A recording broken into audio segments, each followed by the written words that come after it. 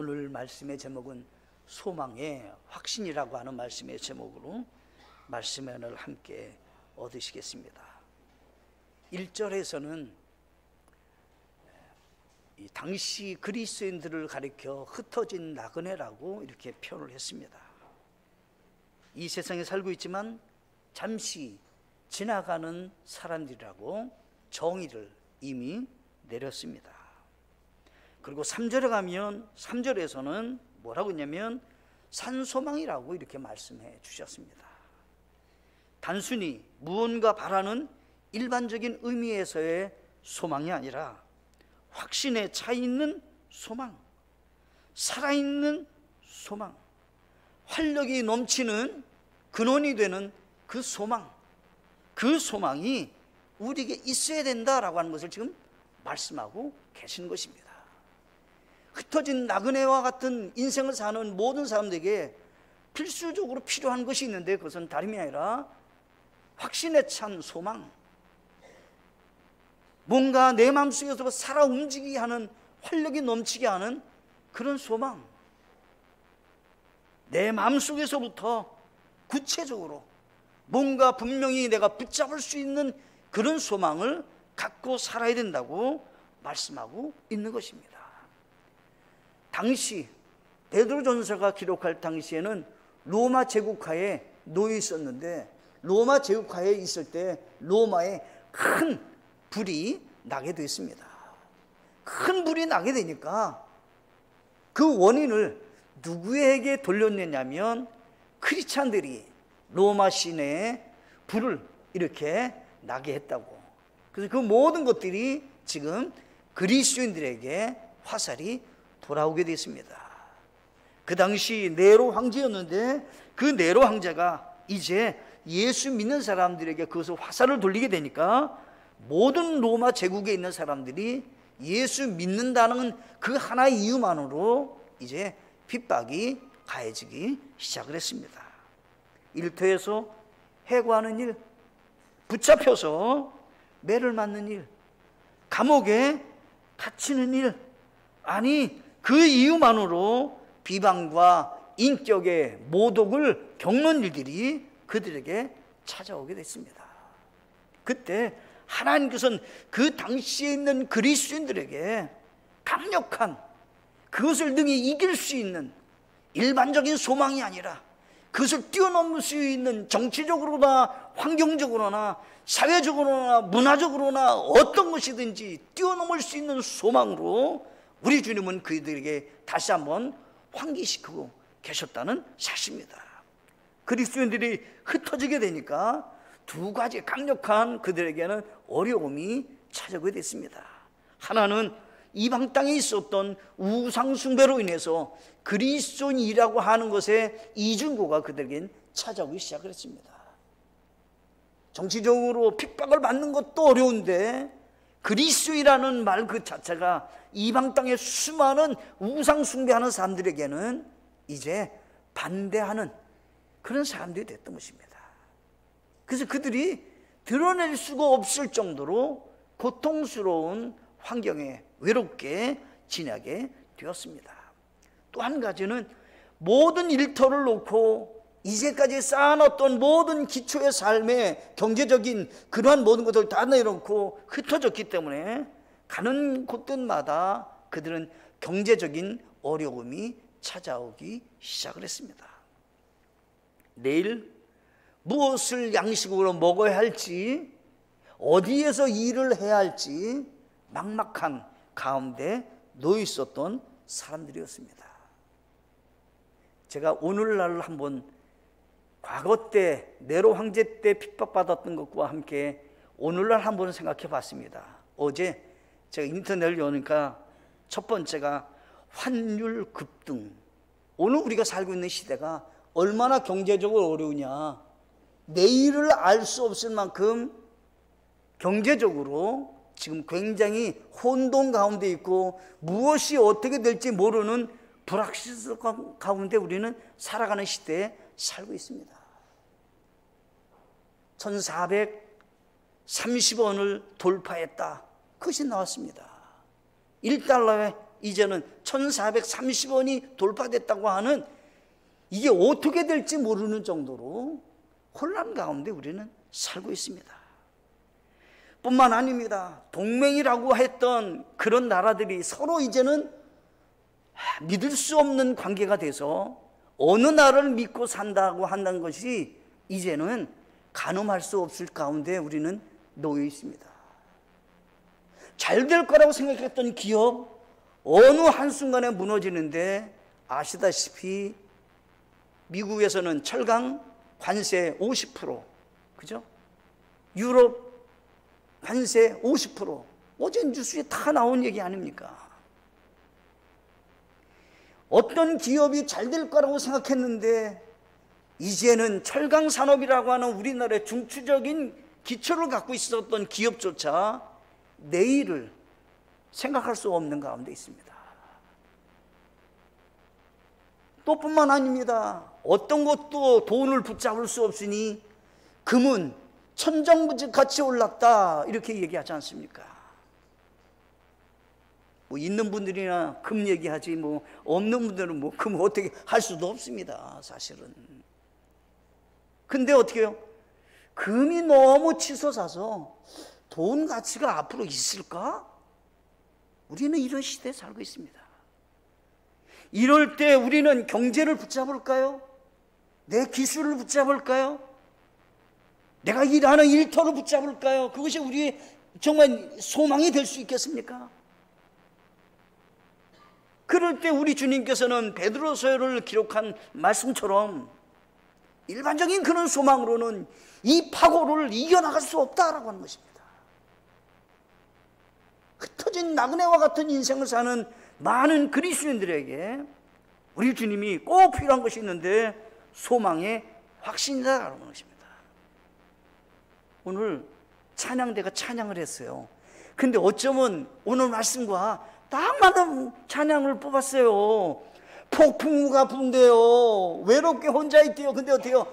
주께서 함께 하신대잖아요, 찬양 가사가. 그래서 아니 어떻게 은혜스럽게 저런 찬양을 뽑으셨을까? 한 번도 저하고 오늘은 말씀을 뭘 전합니다, 찬양을 이걸 준비해 주시오, 그런 얘기 한 적이 없어요. 근데 그런 찬양을 준비하셨어요. 마음에서부터 아멘이 되죠. 비바람이 몰아치고 폭풍이 부는 곳에 우리 인생길을 살아가는데 무엇이 나를 지킬 수 있다는 것입니까? 우리 하나님만이 우리의 소망이 되신다는 것입니다. 오늘은 세 가지로 우리의 진정한 소망이 무엇인지에 대해서 말씀을 통해서 우리의 마음속에 다시 한번 확신을 갖는, 확신을 갖지 못한 분이라면 확신을 가질 수 있는 복된 자리 되시기를 간절히 바라겠습니다. 첫째, 우리의 소망은 죽음이 아니라 부활입니다. 베드로는 예수님이 십자가에 달려 죽는 것을 목격하는 사람입니다. 12 제자 가운데 그 예수님의 십자가에 달려 돌아가실 때 목격한 사람은 몇 사람 되지 않아요. 사랑하는 제자 요한, 그는 전부를 봤던 사람입니다. 근데 멀찌감치 바라보는 사람이 있었습니다. 그 사람은 베드로입니다. 물론 예수님을 3번 부인하는 일은 있었지만 예수님이 십자가에 달려 고통을 받으시면서 돌아가신 것을 멀찌감치 해서 지켜봤던 사람이고, 죽는 것을 목격한 다음에 그가 하는 말이 있습니다. 나는 과거 어부였는데 어부길로 돌아간다. 제자들에게 다 그렇게 말합니다. 그리고 어떻게요? 함께 할 수 있는 사람과 손을 맞잡고 말하자면 어부일로 가는 것이 성경에 기록되어 있습니다.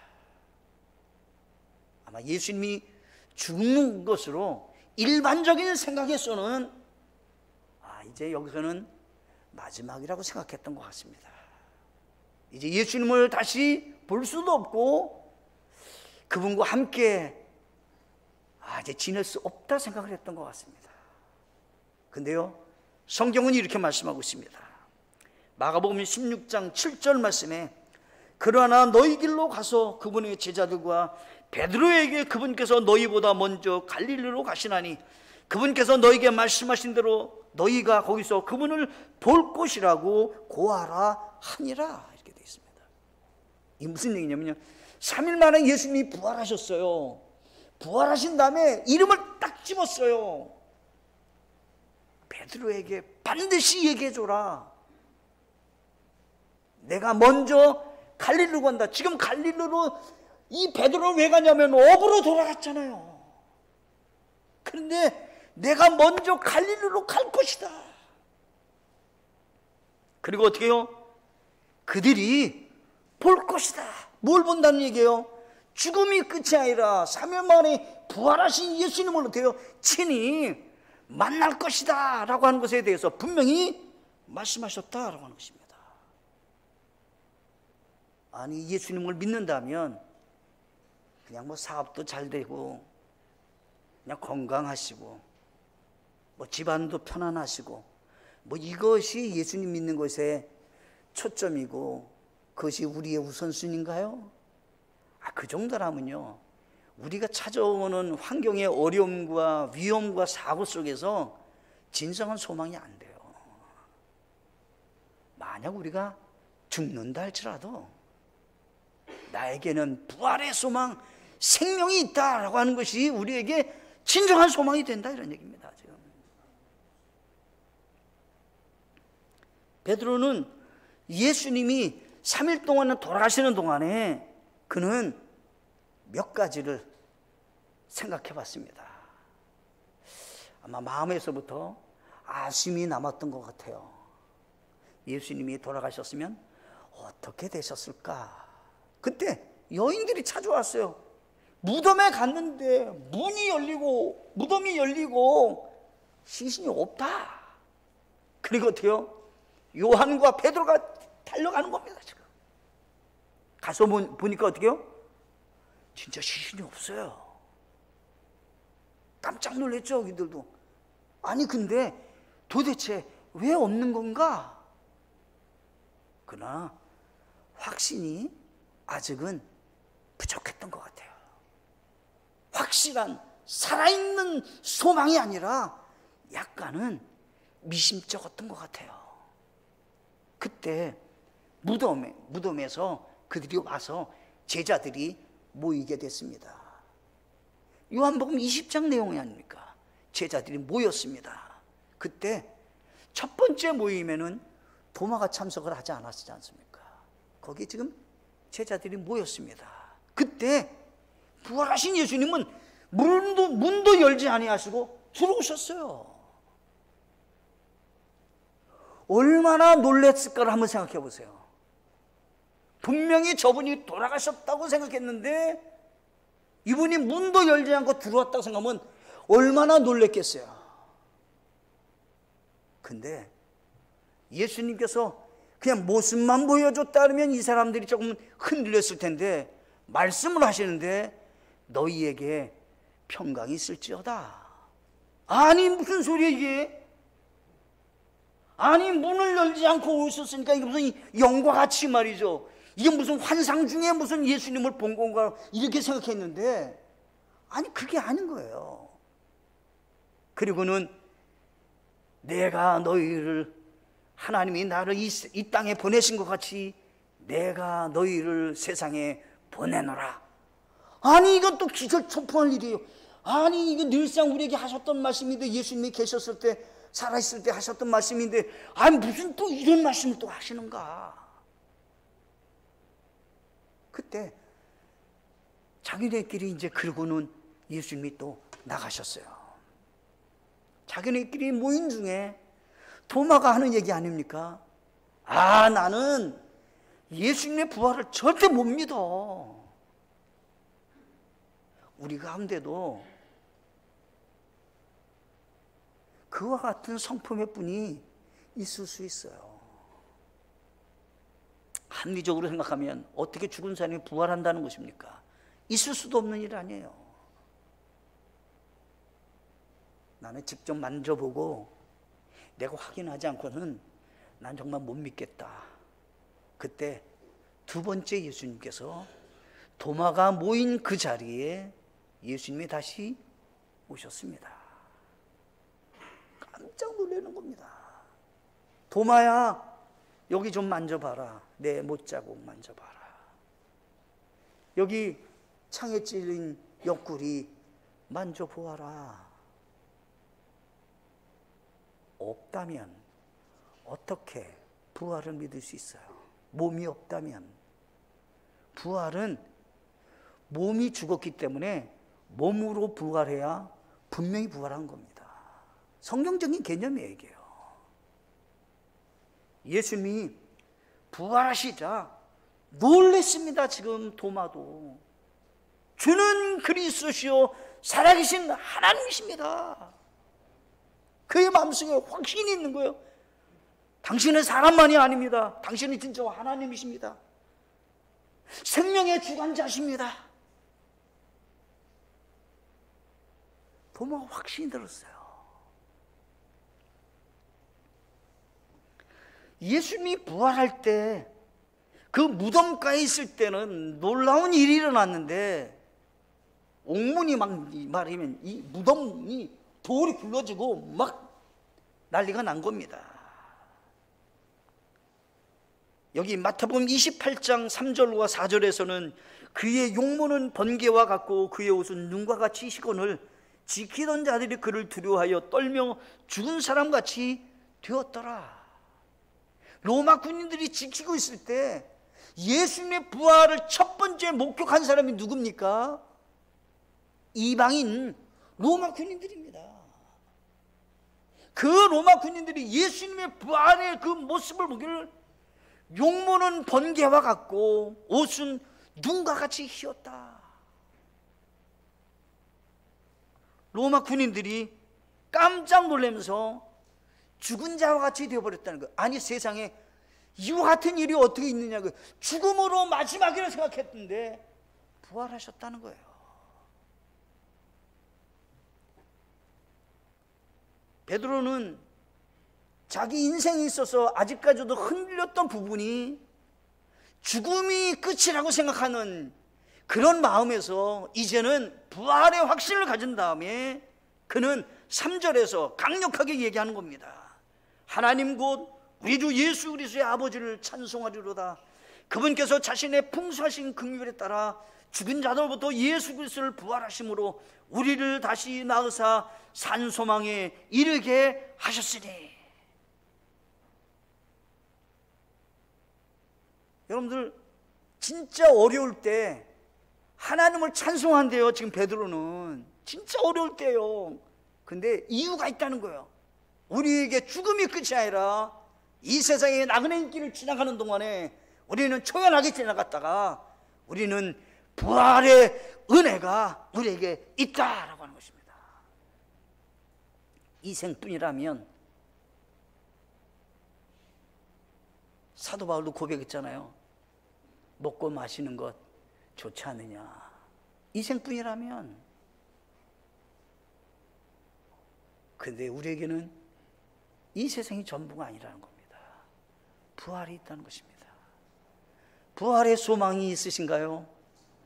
이와 같은 소망의 확신이 있으신 분이 진짜 주님의 은혜를 아시는 것이고 주님과 함께 이 어려운 인생의 나그네 길을 어떻게 해요?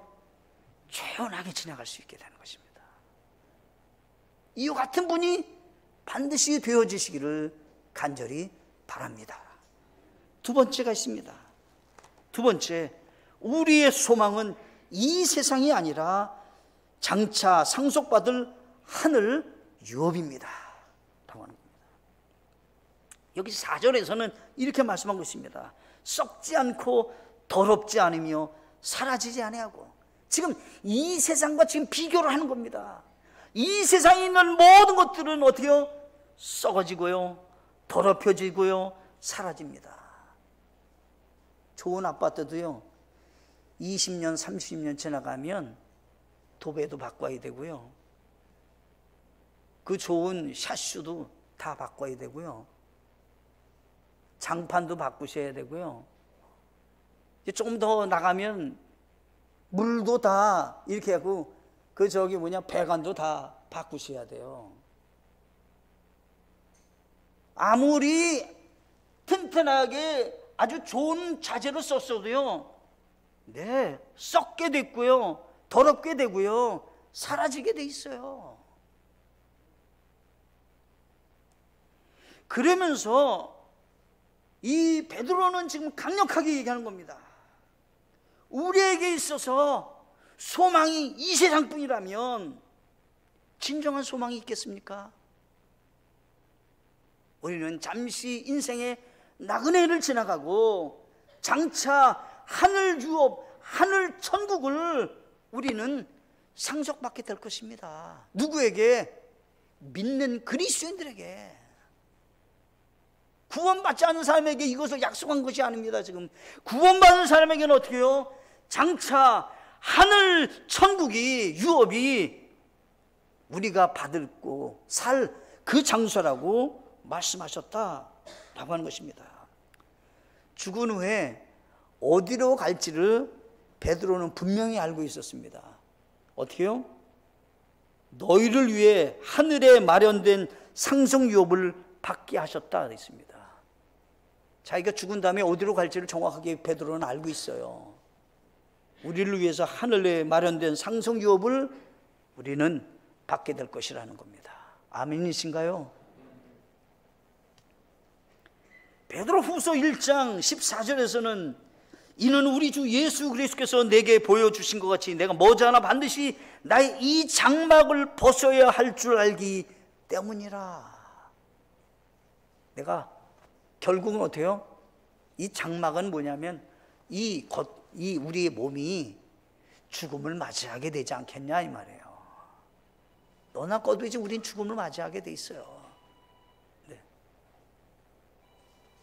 이 죽음을 맞이하게 될 때 우리가 어떻게 해요? 머지않아 갈 집이 있다라고 하는 겁니다. 갈 집이 있다.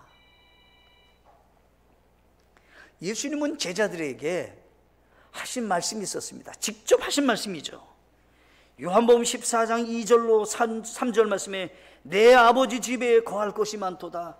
그렇지 않으면 내가 너에게 말해 주었으리라. 내가 너희를 위해 처소를 예비하러 가노니 가서 너희를 위해 처소를 예비하면 내가 다시 와서 너희를 내게로 받아들여 내가 있는 곳에 거기에 너희도 있게 하리라. 주님이 제자들에게 잠시 너희와 헤어지게 될 거야. 근데 내가 처소를 예비하러 가는데 처소가 예비되면 내가 나 있는 곳에 너희를 데리러 오겠다 말씀하신 것입니다. 우리 주님은 다시 오십니다. 더디 오신 것 같이 보이는 사람들에게 우리 주님은 이렇게 말씀하셨습니다. 베드로후서 3장 9절에 주께서는 자신의 약속에 대해 어떤 사람들이 더디다고 생각하는 것 같이 더디지 아니하시며 오직 우리를 향하여 오래 참으사 아무도 멸망하지 않고 모두 회개에 이르기를 원하시니라. 주님이 조금 더디 오시는 것 같아요. 근데 한 가지 이유를 주님이 말씀하셨는데 어떻게 해요? 아무도 멸망하지 않고 다 회개하고 구원받기를 원하시는 마음으로 더디 오시는 것 같다 이렇게 말씀하고 계시는 것입니다. 우리는 기억해야 되는 겁니다.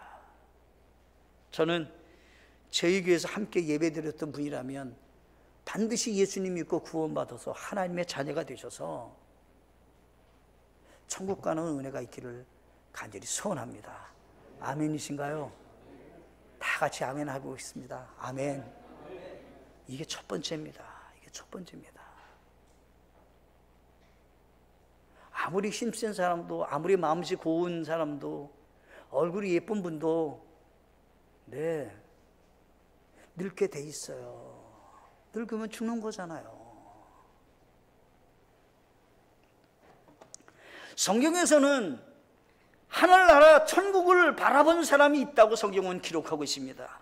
스데반이 얘기했습니다. 사도행전 7장 55절로 56절에 그가 성령님으로 충만하여 똑바로 하늘을 우러러보며 하나님의 영광과 예수님께서 하나님의 오른편에 서 계신 것을 보고 이르되 보라 하늘들이 열리고 사람의 아들이 하나님 오른편에 서 계신 것을 내가 보노라. 이제 스데반이 이 돌에 맞아 죽는 그 가운데서 하늘을 보니까 우리 주님이 계신 거예요. 거기에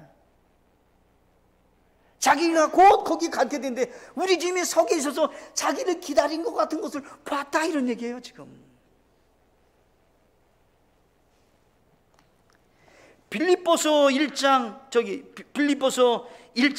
3장 20절에 보시면 이렇게 되어 있습니다. 우리의 생활 방식은 하늘에 있으며 거기로부터 또한 우리가 구원자 주 예수 그리스도를 기다리노니.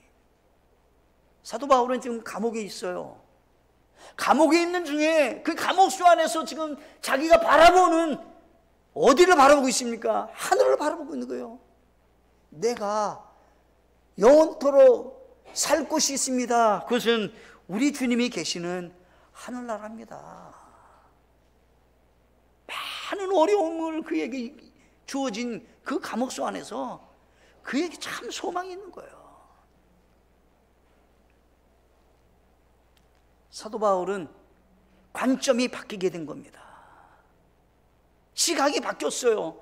육신적인 눈으로만 바라보는 것이 아니라 지금 영적인 눈이 열려져서 하늘나라를 바라보는 겁니다. 지금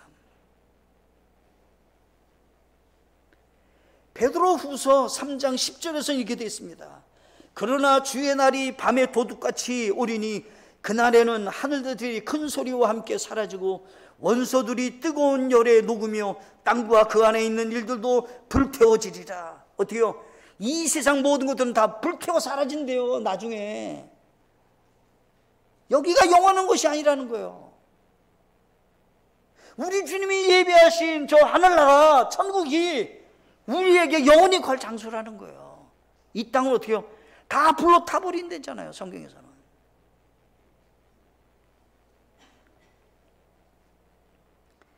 오늘날 현대인들의 모습이 시편에 기록한 말씀과 같이 비슷한 모습이 참 보여지는 것 같아요.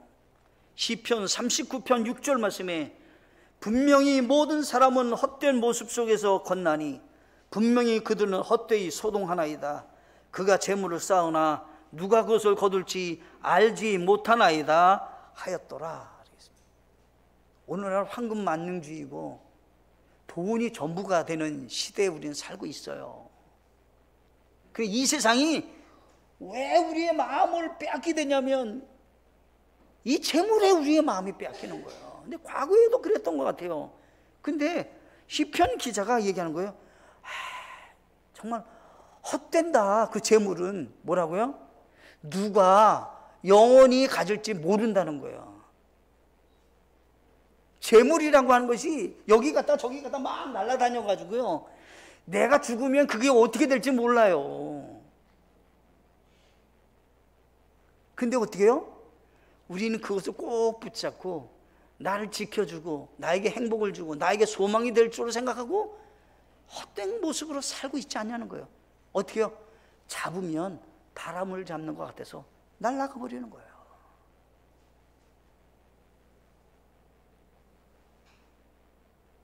여러분들 가족을 먼저 이렇게 하늘나라로 보내신 부모님들 계실 겁니다. 예수 믿고 구원받으셨다면 하늘나라에서 만나시게 될 것입니다. 만나시게 될 거예요. 데살로니가전서 4장 13절 말씀에 그러나 형제들아 잠자는 자들에 관하여 너희가 모르기를 내가 원치 않으니 이것은 너희가 아무 소망 없는 다른 사람과 같이 슬퍼하지 아니하게 하려 함이라. 왜요? 다시 만날 수 있기 때문에. 슬퍼하는 것으로만 끝나지 않는다는 거예요. 우리는요, 다시 어떻게 해요? 이별 없는 그곳에서 만날 수 있기 때문인 것입니다. 기억하셔야 된다는 겁니다. 이 세상의 소망이 아니라 장래에 우리가 상속받을 천국이 우리의 소망이 되는 모든 분들 되시고 그 소망 붙잡고 살아가는 우리 모두 되시기를 간절히 바라겠습니다. 세 번째 마지막으로요, 우리의 소망은 하나님의 권능의 보호입니다 라고 하는 겁니다. 여기 5절 말씀에 너희는 마지막 때에 드러내려고 예비된 구원에 이르도록 믿음을 통해 하나님의 권능으로 보호받고 있느니라. 한 가지 분명한 것이 있어요. 우리가 확신을 가져야 돼요. 하나님 우리와 함께 하시고 우리를 지키시고 우리를 보호하시는 분이십니다. 그걸 우리 확신하게, 우리 하나님을 믿는 사람이라면 하나님의 자녀들이 분명히 가져야 될 확신이 있어요. 어떤 경우에도 하나님은 나와 함께 하시고 나를 붙잡고 계시며 그분이 나를 지키신다, 확신을 가지셔요. 여기 성경에 분명히 보호받고 있을 것이다 라고 하니까 보호받고 어떻게 해요? 현재형으로 있다 이렇게 얘기하시는 겁니다. 베드로는 죽음 앞에 놓여본 적이 있는 사람입니다. 성경에 나오죠. 감옥에 갇혀서 이제 아침이 되면 그는 어떻게 해요? 사형을 당하게 되는 겁니다. 그때 하나님께서 옥문을 여셨습니다. 지키는 사람들이 거의 못 보게 될 만큼 베드로가 지나갔는데 못 보는 겁니다. 그리고 어떻게 해요? 기도하고 있는, 베드로를 위해서 기도하고 있는 집에 찾아오게 됩니다. 그때 문을 두드려서 내가 왔다고 얘기하니까 뭐라고 얘기합니까? 베드로가 왔다고 소녀가 얘기했더니 기도하는 사람이 네가 잘못 봤다고. 근데 어때요? 실제적으로 베드로가 살아나서 왔습니다. 야고보가 먼저 세상을 떠나고 이제 두 번째 베드로가 죽어야 될 그런 상황에 놓였는데 누가 보호했습니까? 베드로가 스스로가 지킬 수 없어요. 지키지 못했어요, 자기는. 근데 어때요? 깊은 밤에 잠을 자고 있는데 우리 하나님께서 어떻게 해요? 베드로를 막 깨우는 겁니다. 베드로야 일어나라, 지금 나가야 되는데 왜 여기서 자고 있냐 이 말이죠. 깨워서 데리고 나갔습니다. 베드로는 직접 자기가 경험한 사건입니다. 하나님이 나와 함께 하시고 자기를 인도하시고 자기 형편을 아시고 자기의 모든 것을 채워주시는 분이 주님이시다라는 것을 분명히 알게 되었던 것입니다. 우리는 어려움이 있을 때마다 가져야 될 확신이 있습니다. 하나님이 안 보는 것 같아도 다 보고 아시고 계시고 내 모든 것들에 대해서 다스리시는 분이심을 기억하셔야 된다는 것입니다. 우리는 착각할 경우가 있어요. 내가 뭔가 할 거라고 생각합니다. 아니에요. 성경에서는 참새 한 마리가 떨어진 것도 하나님의 허락하심이 있어야 떨어진다 이렇게 얘기했어요. 하나님의 손 안에 있다라고 하는 겁니다. 베드로는 예수님이 물 위에 걸어오는 것이라고 제자들과 함께 배 타고 경험을 했습니다. 아니 제자들이 합니다. 예수님이 지금 물 위에 걸어오고 계시다고 그랬더니 베드로가 직접 하는 말입니다. 진짜 예수님이거든 나도 걷게 해주십시오 라고 하는 겁니다. 그래? 걸어오너라. 베드로가 걸었다 성경에 되어 있지 않습니까? 여기 걸었는데 어떻게 됐어요? 누가복음 22장 31절로 32절을 보니까 여기 마태복음 14장 28절로 31절에 보시니까 베드로가 지금 걷다가 어떻게 됐습니까? 아니 바람이 아주 강하게 부는 겁니다. 바람이. 그러니까 바람이 강하게 부는 걸 보고는 어떻게 해요? 무서워가지고 믿음이 흔들렸어요. 그래서 어떻게 해요? 물에 빠지게 됩니다. 그때 예수님 살려주세요. 그러니까 예수님이 손을 내밀어서 즉시 건져주셨다, 이렇게 말씀하고 있는 겁니다. 베드로는 자기를 지킬 수 없다는 것을 너무 잘 알고 있었고, 나를 지키게 할 수 있는 하나님의 능력이 나에게 임하게 되려면 한 가지가 반드시 중요하게 필요하다라고 하는 것을 알게 됐는데, 그것이 뭐냐면 여기 5절 말씀을 읽어보겠습니다. 베드로전서 1장 5절 말씀에 보시면, 너희는 마지막 때에 드러내려고 예비된 구원에 이르도 믿음을 통해 하나님의 권능으로 보호받고 있느니라. 뭘 통해서 권능을 받는다고요? 믿음을 통해서 하나님의 권능이 내 것이 된다, 이런 얘기입니다. 하나님의 권능의 보호가 있지만 내가 그것을 의심하거나 그것을 내가 믿지 않는다면 역사가 안 난다, 이런 얘기입니다. 베드로는 경험을 했습니다. 여러분들, 우리는 어떤 인생을 살기 원하십니까? 예수님을 믿어도 하나님의 권능의 능력이 나와 상관없이 내 힘으로, 내 지혜로, 내 지식으로, 내 경험으로 인생을 살기 원하십니까? 아닙니다. 이제는 우리 하나님의 권능의 손에 나를 맡기셔야 되는 것입니다. 그분의 권능의 열차에 타셔야 되는 것입니다. 그걸 그분을 신뢰하는 믿음으로만 살아가는 우리 모두가 되시기를 바랍니다.